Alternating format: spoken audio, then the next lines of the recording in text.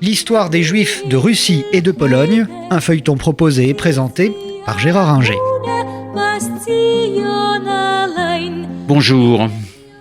La fin du règne d'Alexandre Ier, nous l'avons vu, a été marquée par une répression ou du moins un alourdissement de la condition des Juifs par rapport au début du règne, qui a été imprégné d'un certain libéralisme. Après la chute et la mort d'Alexandre Ier, c'est son frère Nicolas Ier qui le remplace sur le trône de toutes les Russies. Le moins qu'on puisse dire, c'est que ce n'est pas un cadeau pour les Juifs dans la mesure où ce tsar, surnommé le tsar bâton, est un réactionnaire intégral, doublé d'un homme particulièrement brutal. Son antisémitisme est fort, absolu, et il considère que les Juifs doivent se convertir, et il fait tout pour cela. Il emploie des méthodes parfois insidieuses, du genre de la mise en place d'un séminaire dirigé par un prêtre connaissant l'hébreu pour amener les Juifs soit à se convertir, ça a été un échec total, soit à former des rabbins loin de la tradition, vaguement inspirés de la réforme allemande, sans avoir de lien direct et pas du tout la même inspiration. Donc il échoue sur ce point. Mais il met en place une mesure qui est particulièrement pénible et affreuse. Le service militaire en Russie est de 25 ans. Ça concerne aussi bien les Juifs que les chrétiens.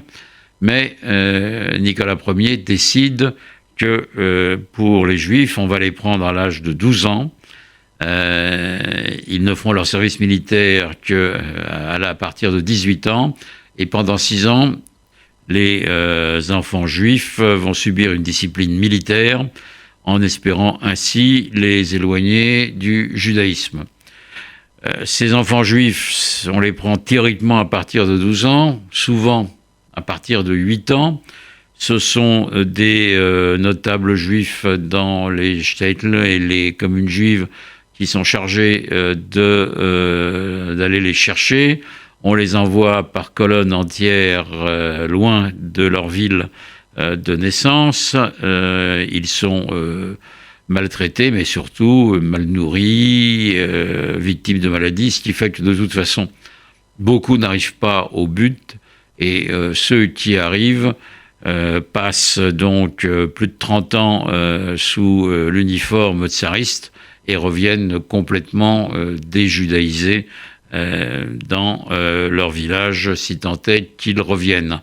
Et donc, on a là quelque chose de particulièrement affreux qui sème l'angoisse et la panique dans les villages juifs et qui met les Juifs dans un état de détresse absolue. Nicolas Ier ne se contente pas de cette mesure qu'on appelle le cantonnement. Il prend d'autres décisions qui sont hostiles aux Juifs. Il leur interdit d'être à 50 km des frontières. Il leur interdit d'être au bord de la mer Baltique ou de la mer Noire, y compris naturellement dans la zone de résidence. Il essaye de les amadouer en leur faisant miroiter la possibilité d'aller dans des écoles russes à condition qu'ils parlent le russe, ils s'habillent à la russe, parce qu'ils décident également que les Juifs doivent s'habiller comme les Russes, et donc leurs vêtements sont supprimés, volés. Les hommes doivent couper leurs paillasses, leurs papillotes, les femmes religieuses ne pas porter de perruque. Bref, toutes les mesures vexatoires qu'il commence à appliquer d'ailleurs à partir de 1842 à la Pologne, sans y prévoir, là, pour le coup, le cantonnement. Il prend ses mesures en Pologne parce que en 1830, il y a eu une révolte polonaise contre les Russes et les Juifs se sont plutôt manifestés du côté des Polonais que du côté des oppresseurs tsaristes, et ça n'a pas plu à Nicolas Ier. Bref, un règne affreux qui se termine en 1855 par la mort de Nicolas Ier en pleine guerre de Crimée qu'il a déclenchée pour que la Russie puisse aller jusqu'à Constantinople et suppléer l'Empire ottoman défaillant dans la protection des chrétiens orthodoxes.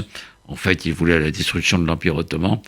Et donc, sa mort en 1855 est accueillie par des soupirs de soulagement dans la communauté juive. C'était l'histoire des Juifs de Russie et de Pologne, un feuilleton proposé et présenté par Gérard Inger.